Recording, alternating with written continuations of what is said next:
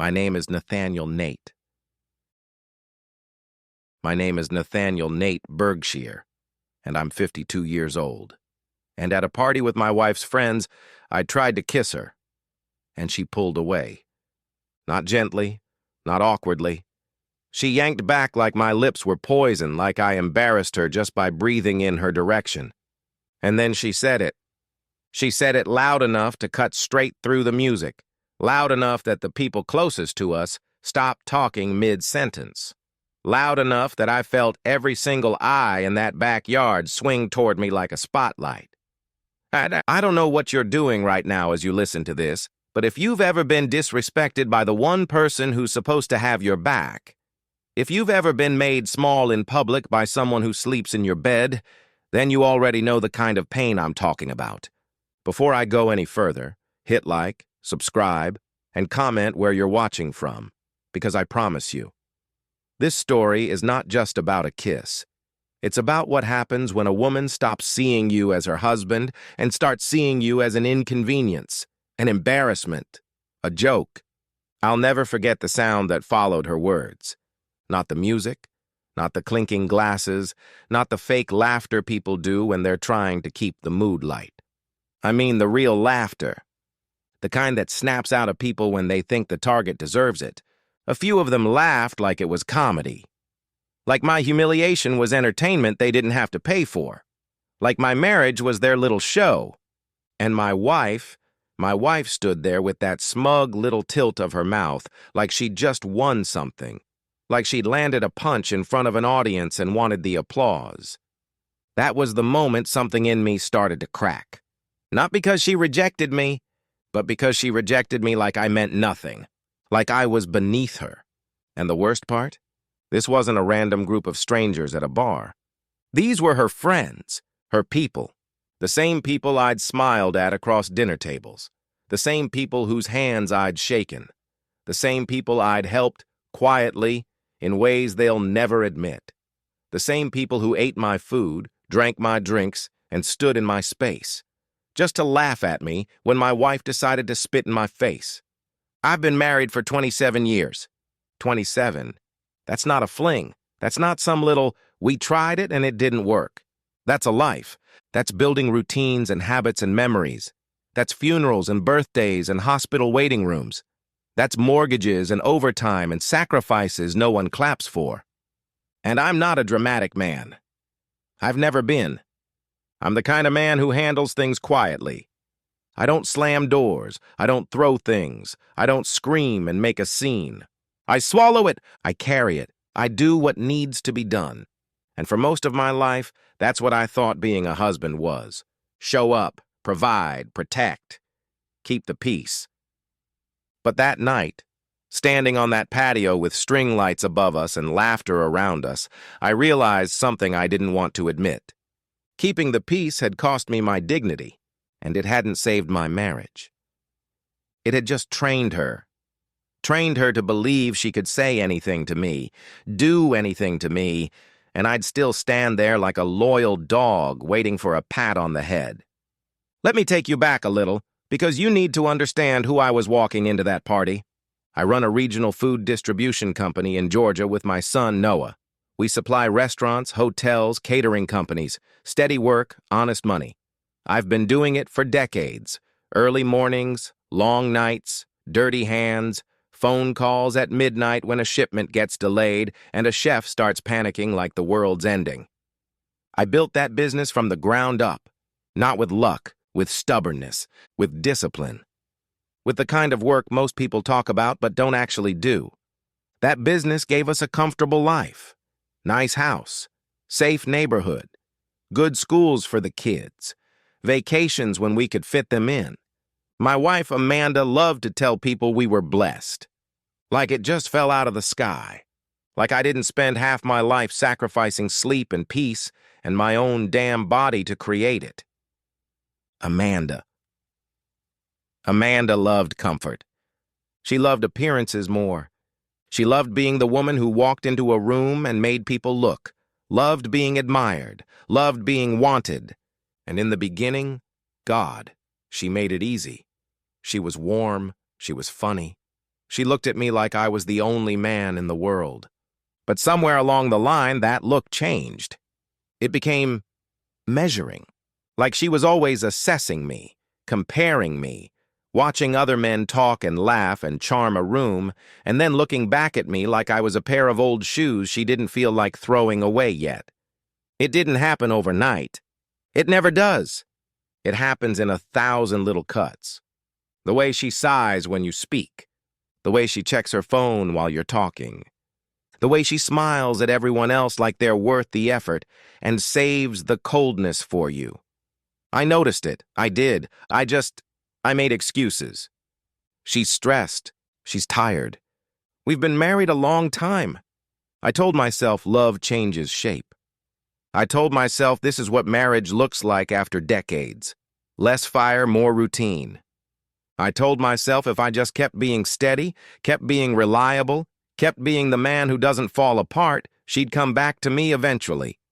And maybe you've told yourself that too. Maybe you've convinced yourself that being patient means being strong. But let me tell you something I learned the hard way. Patience without respect is just slow humiliation. That party, it was one of those garden party type events. The kind where people pretend they're relaxed while wearing expensive clothes and talking about vacations they want you to envy. The kind where the men laugh too loud and slap each other on the back like they're all best friends, while the women scan each other head to toe pretending they're complimenting each other's dresses. Amanda loved those parties because they were her stage. She could sip wine, tilt her head just right, tell a story, laugh, touch someone's arm, and feel important. I hated them, not because I'm antisocial, because they were fake, and because I always felt like I was there as her accessory, not her partner, an accessory. So that night we pulled up to this big house, perfect lawn, perfect lighting, people already gathered outside like it was some magazine spread. And Amanda stepped out of the car like she belonged in that picture. She didn't even look at me as she adjusted her hair and smoothed her dress. I remember thinking, she looks beautiful. And then I remember feeling something darker right after. She looks beautiful for everyone but me. We walked in, and she immediately drifted away like a balloon slipping from someone's hand. Straight to her friends, straight to the laughter, straight to the attention, and I stood there, holding a drink I didn't even want, nodding at men talking about football and property taxes, waiting for the night to be over. But something in me, something stubborn, kept whispering that I needed to try, that I needed to reach for her, that if I didn't, I'd go home feeling like a coward in my own marriage. So later, when the music changed and couples started drifting toward the patio, I walked over to her. I held out my hand, and I said, "Dance with me." She looked at me like I'd spoken another language, like I had the audacity to ask for something that didn't belong to me anymore, and she sighed. God, that sigh, like I was a chore. But she took my hand anyway, and I led her out. And as we moved, as I put my hand on her waist, I felt how stiff she was, how distant, how her eyes kept sliding past me, scanning for someone else, anyone else, like she couldn't stand being trapped in a moment that looked too much like marriage. The song slowed. I leaned in, not even for her lips, just her cheek, just a small, quiet gesture, a reminder, a test. And that's when she pulled away, hard, sharp, like I'd tried to steal something. And she laughed, this short, bitter little laugh. Then she said the words that lit the fuse under everything I'd been denying for years. And when she said them, I felt the world tilt, because I realized I wasn't standing next to my wife anymore. I was standing next to someone who didn't respect me at all, and I was about to find out just how far she was willing to go to prove it. I didn't say anything after she pulled away. I didn't react. I didn't snap. I didn't raise my voice or make a scene, even though every nerve in my body was screaming for me to do something, anything, to reclaim an ounce of dignity in front of those people.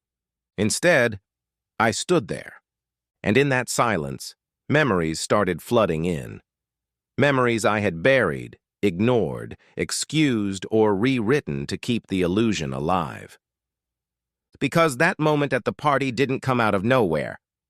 It was the end of a long, slow erosion. When Amanda and I first got married, we were equals. Or at least, that's what it felt like. We struggled together. We laughed together. We made decisions together. When we argued face to face, not through sarcasm or silence or public embarrassment. She used to look at me like I mattered. Not like I was impressive, like I mattered. But over the years, something shifted. And I know exactly when it started, even though I didn't admit it at the time. It started when my work began to stabilize. When the chaos of building something from nothing finally calmed down. When the emergencies became less frequent. When the adrenaline wore off, and what remained was consistency. I thought consistency was a gift. She saw it as boredom. I noticed how she started dressing differently. Not for me, but for rooms I wasn't the center of. How she started lingering in conversations with men who talked louder than me, gestured more than me, bragged more than me. Men who performed confidence instead of living it. I noticed how she'd interrupt me mid-sentence to correct me, or worse, to joke at my expense. Little jabs. Little comments framed as humor. At first, people laughed politely. Then they laughed comfortably. Then they expected it. And every time I swallowed it, every time I smiled and played along, I trained everyone, including her, that it was acceptable, that I was safe to disrespect. There's a specific kind of pain that comes from realizing you helped build the cage you're now trapped in. I stopped reaching for her at home long before that party. I didn't even realize it consciously. It just became easier not to touch her than to feel her body recoil or tolerate it like an obligation. We stopped talking about anything real. Conversations became logistics. Who's picking up groceries? Who's going to which event? What bill needs to be paid?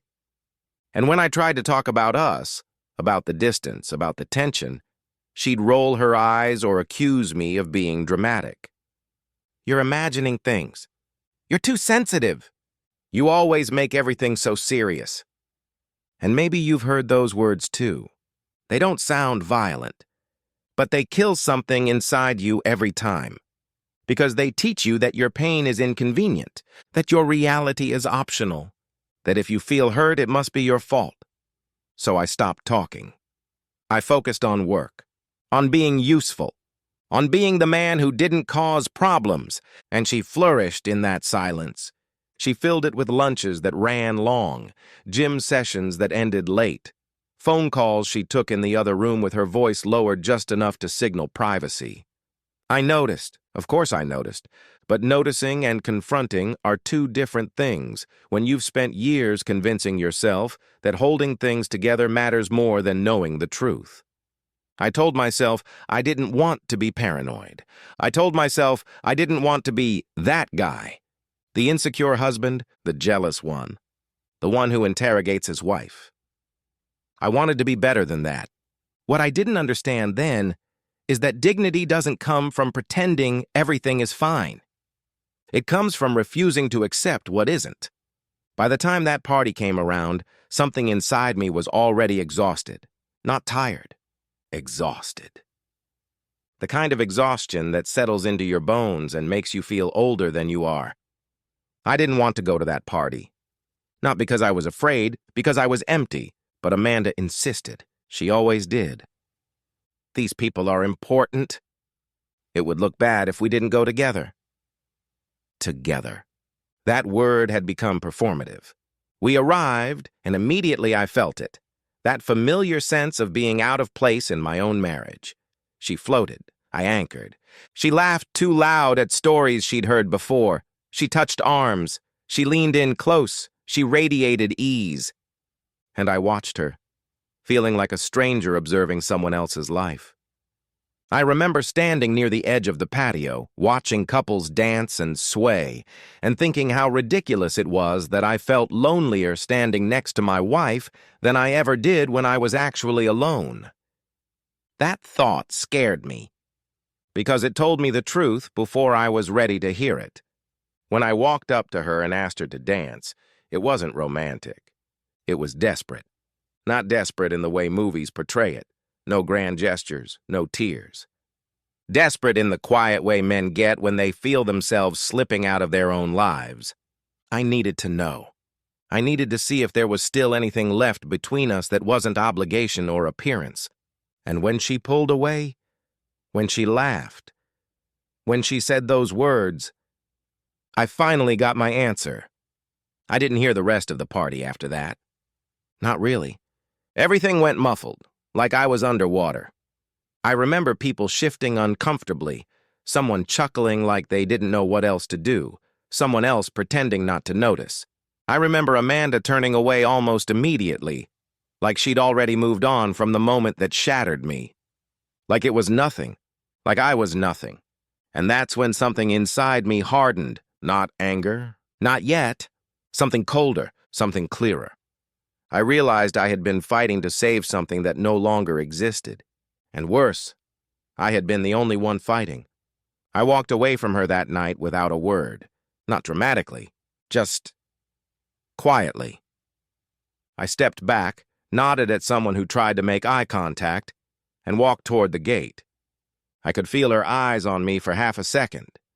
Then they were gone, because she didn't care where I was going. She assumed I'd be there when she was ready to acknowledge me again. She was wrong. I didn't go home right away. I drove. No music, no destination, just the sound of my own breathing and the pressure in my chest that felt like it might split me open. That's when the anger finally came. Not explosive, not loud, heavy, dense. The kind of anger that doesn't want to scream. It wants to dismantle.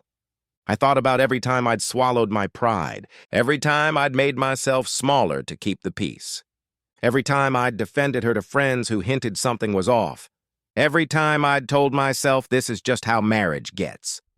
And I felt something snap, because I understood finally that what I'd been calling patience was actually fear.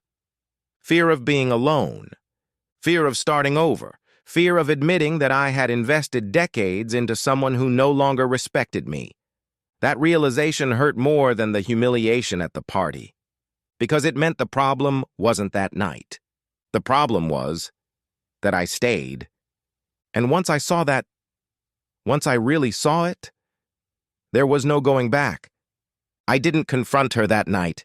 I didn't demand explanations. I didn't ask why, because I already knew the answer. She didn't respect me, and respect, once gone, doesn't come back because you ask nicely.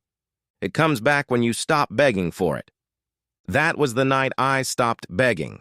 That was the night I stopped trying to be chosen by someone who had already decided I wasn't worth choosing. And that was the night I started planning my exit. Not with chaos, not with rage, not with revenge, but with the kind of calm that comes when a man finally accepts the truth he's been running from. Because when someone shows you exactly how little you mean to them in public, the only real response is to take yourself out of the performance entirely. The humiliation didn't hit me all at once. It came in waves, sharp ones, slow ones, the kind that knock the wind out of you and then come back just when you think you can breathe again. Part of me wanted to pretend that moment never happened, to tell myself it was just a bad joke, that she was drunk, that I was overreacting. But my body didn't buy the lie. My chest stayed tight for days. My jaw hurt from clenching it in my sleep. I'd wake up at 3 a.m. with the sound of her laughter in my head, replaying that exact second when she pulled away from me like I disgusted her. I kept seeing the faces around us. The way some people smirked. The way others avoided eye contact like they didn't want to catch whatever shame I was wearing. That's when the anger started to sharpen. Not the loud, reckless kind. The kind that organizes itself. I replayed the moment over and over, but each time I noticed something new.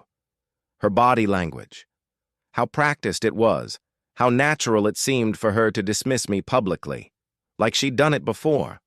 Maybe not with words, but with tone, with looks, with jokes at my expense. That realization cut deep. because it meant this wasn't an accident. It was a habit, and habits come from comfort. She was comfortable humiliating me. Once I accepted that, everything else started lining up. The late nights, the guarded phone, the sudden obsession with privacy, the way she'd turn her screen away from me like I was some kind of threat instead of her husband. I didn't confront her, not because I was afraid, but because I was done giving her the satisfaction of seeing me bleed. Instead, I started watching, quietly, carefully. I paid attention to patterns, to timing, to behavior. I noticed how she'd dress differently on certain days, how she'd suddenly care about outfits on random Tuesdays, how she'd leave early for errands and come back energized in a way that had nothing to do with groceries. I noticed how her stories stopped lining up, how she'd mention someone casually and then overcorrect like she'd said too much, how she'd get irritated if I asked basic questions, accusing me of interrogating her when all I did was ask where she'd been. And that anger, that slow, controlled anger, kept building. It wasn't rage anymore. It was clarity. I realized something terrifying and liberating at the same time. I no longer trusted her. Not a little. Not sometimes. At all. Trust doesn't break loudly. It erodes. And once it's gone, everything else becomes noise. I started sleeping lighter, eating less, working more.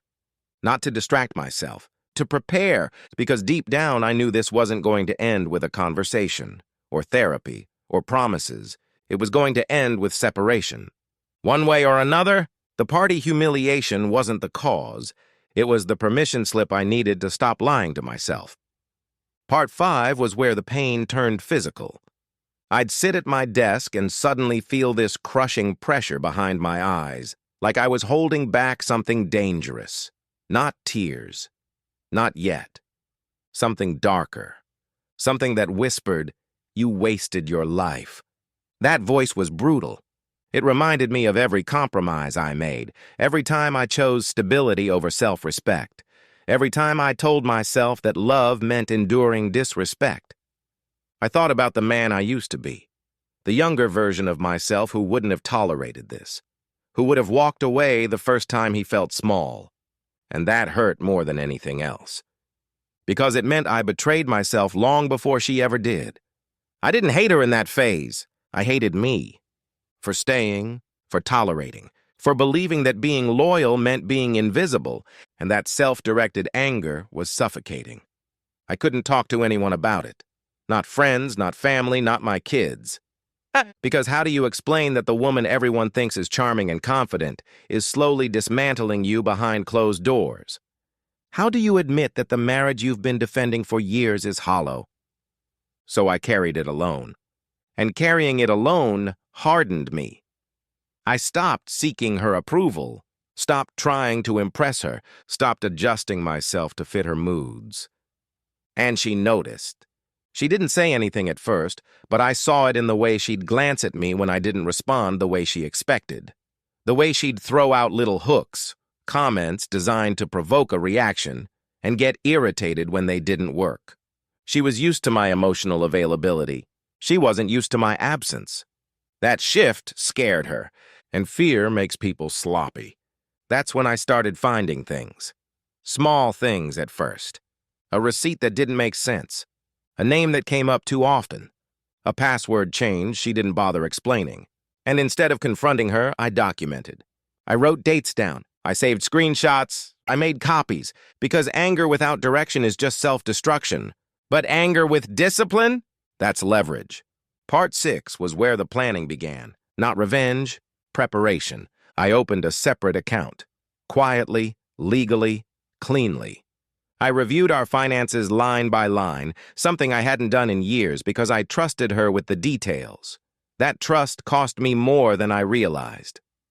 I started talking to professionals, not emotionally, not dramatically, but factually, calmly, like a man gathering information, not plotting a war.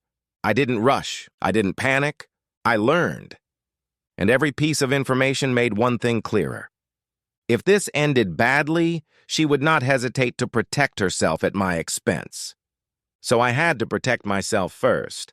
I began detaching emotionally in ways I didn't even know were possible. I stopped sharing my thoughts, my plans, my fears. I became polite, civil, distant. And she mistook that distance for weakness. She thought I was shrinking. What she didn't realize was that I was withdrawing my energy from her entirely.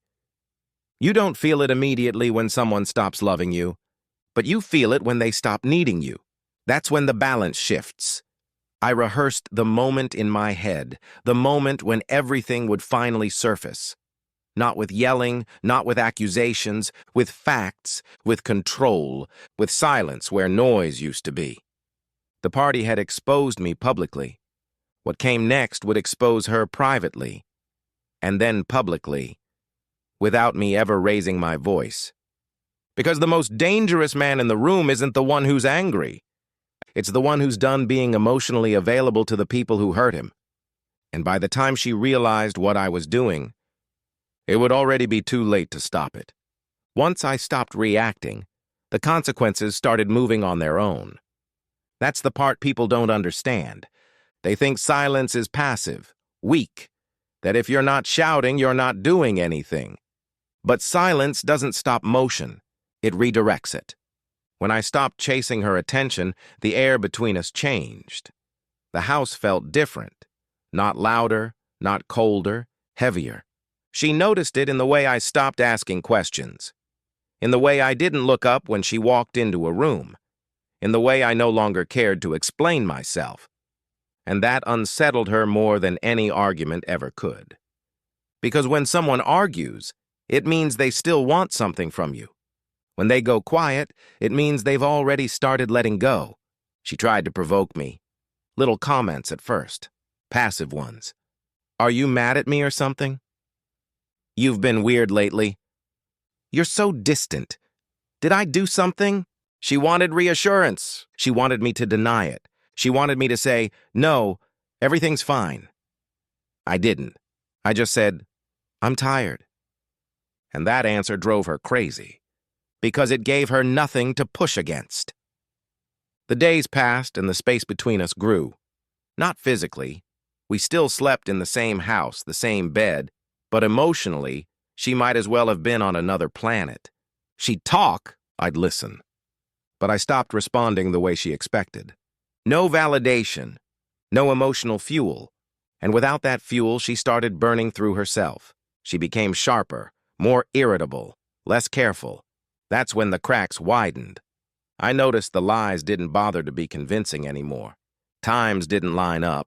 Stories changed, names slipped, and I documented everything, not obsessively, methodically, because I wasn't trying to catch her. I was trying to protect myself from whatever came next, and something always comes next. Part 7 was when the social consequences began. Not because I said anything. Because energy shifts are visible. People noticed that we no longer arrived together, that I'd leave early, that she'd scan rooms looking for me and not find me. They noticed how she talked about me when she thought I wasn't listening. Little dismissive comments. Little rewrites of our history. Painting herself as misunderstood. Painting me as distant, as cold, as the problem. And I let her. Because when someone starts telling stories before anyone asks, it's usually because they're afraid of the truth. Friends began asking me quiet questions, not confrontational ones, careful ones. How are things? You okay? I answered honestly but briefly. I'm figuring some things out. That was enough. You don't need to explain yourself when your silence already says everything. Then came the moment she realized she was losing control of the narrative. It happened when I stopped showing up to events she expected me to attend. Dinners, parties, social obligations where I'd always been her anchor. She'd ask, "You're coming, right?" And I'd say, "No."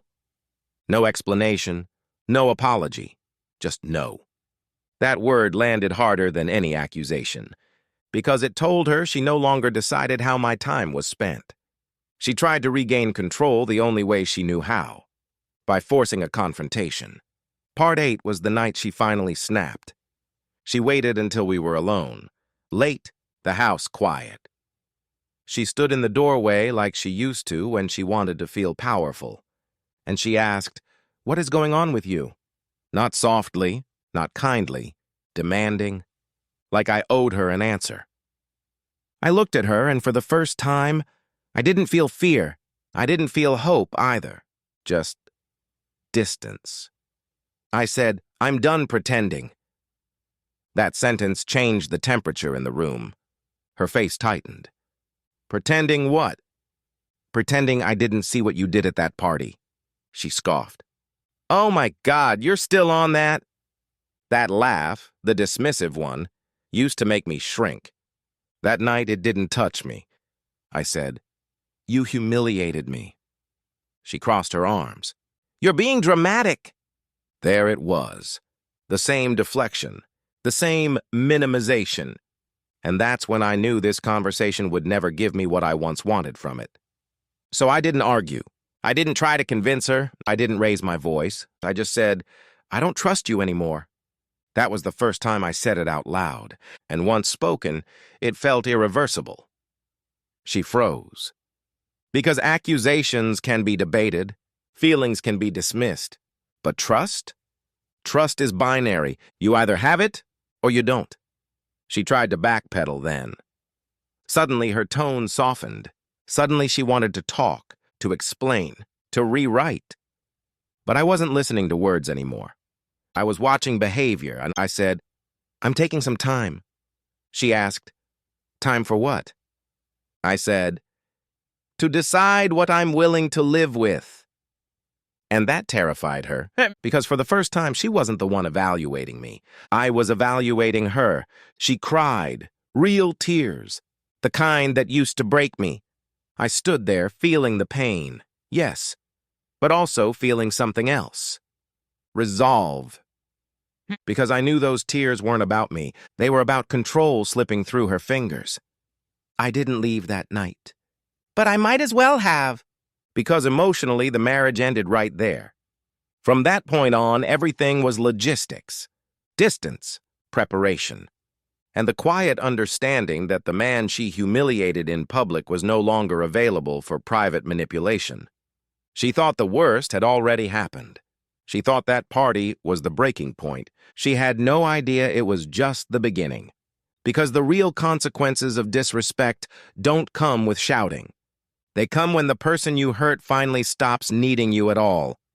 There were no more arguments because there was nothing left to argue about. No accusations, no defenses, no long emotional conversations that went nowhere. Just space, thick, uncomfortable space that followed us through the house like a shadow. She tried to act normal at first, too normal.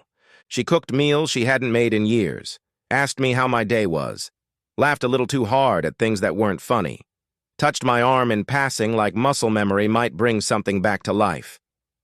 It didn't, because once you see someone clearly, you can't unsee them. And I had seen her. I had seen the way she looked at me when she thought no one else was watching. The impatience, the contempt, the subtle superiority, the way she spoke to me like I was an inconvenience instead of a partner. So when she tried to go back to normal, it felt grotesque, like watching someone decorate a house that's already been condemned. I stopped sleeping next to her. Not dramatically. I just started falling asleep on the couch. At first she asked why. I said my back hurt. Then she stopped asking.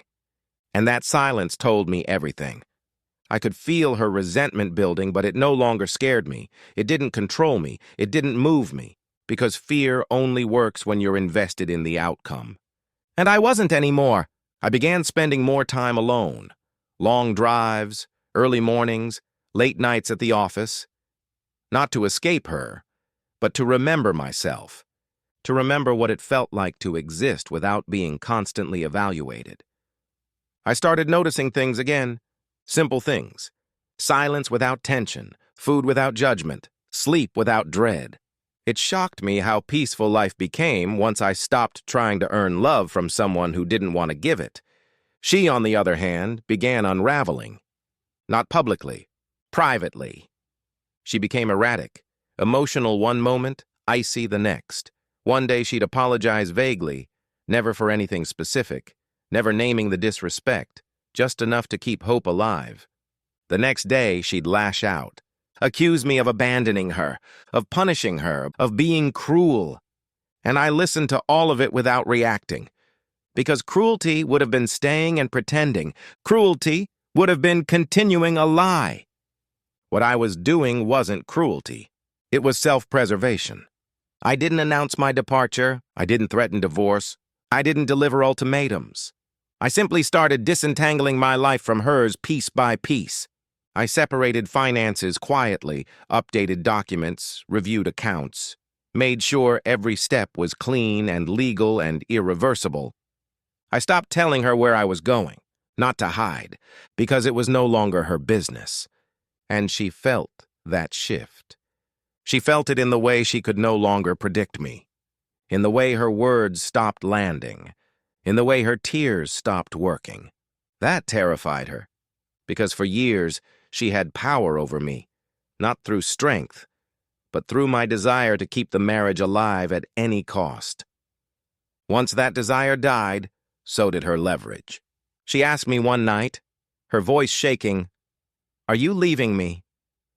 I didn't answer right away. I looked at her, really looked at her, and realized I felt nothing resembling guilt, only sadness. For what we had been, for what we pretended to be long after it was gone. I said I already left. And that was the truth. I had left emotionally the night she pulled away from me at that party and laughed while everyone watched. Everything after that was just logistics catching up to reality. She cried harder than I'd ever seen, collapsed onto the bed, said my name like it was a lifeline. And for a brief moment, just a brief one, I felt the old reflex kick in, the instinct to comfort, to fix, to stay. But then I remembered standing under those string lights, feeling smaller than I ever had in my life, while she smirked and enjoyed it. And that reflex died. I told her I was done. Not angrily, not dramatically, done. The word hung in the air like smoke. She begged. She apologized. She rewrote history. She blamed stress, alcohol, miscommunication, my emotional distance. I didn't argue. I didn't defend myself. I didn't counter her version of events. Because the truth didn't need defending anymore. I moved out 2 weeks later, quietly. No announcement, no scene, just boxes, a suitcase, and the calm certainty that I was choosing myself for the first time in decades. She stood in the doorway watching me leave, asking if I was sure. I didn't answer. Because when someone humiliates you in public, then dismisses your pain in private, the decision makes itself. I didn't look back when I walked out. Not because I hated her, but because the man who needed her validation was gone. And the man walking away didn't owe anyone an explanation. That was the beginning of the rest of my life. Not happy yet, not healed, but honest. And for the first time in a very long time, that was enough. Years passed after that night. Not in a blur, not in chaos, in quiet. The kind of quiet you don't trust at first because you've lived so long inside noise and tension that peace feels suspicious. Like something bad must be hiding behind it, waiting to jump out. But nothing jumped out. Life just settled. I moved into a small place at first. Nothing fancy, clean, neutral. Mine. The first night I slept there, I lay awake staring at the ceiling, waiting for the familiar knot in my chest to tighten. It didn't. There was no one sighing in disappointment beside me. No one judging the way I breathed. No one silently tallying my flaws. Just silence. And for the first time, silence didn't feel like punishment. It felt like relief. I didn't rush into anything after the separation. No dating apps, no rebound distractions, no pretending I was fine before I actually was. I needed to sit with the wreckage, with the anger, with the grief, with the version of myself I'd abandoned to keep someone else comfortable. Because walking away didn't magically erase decades of conditioning. It didn't undo the years of shrinking myself to fit into a marriage that no longer had room for me.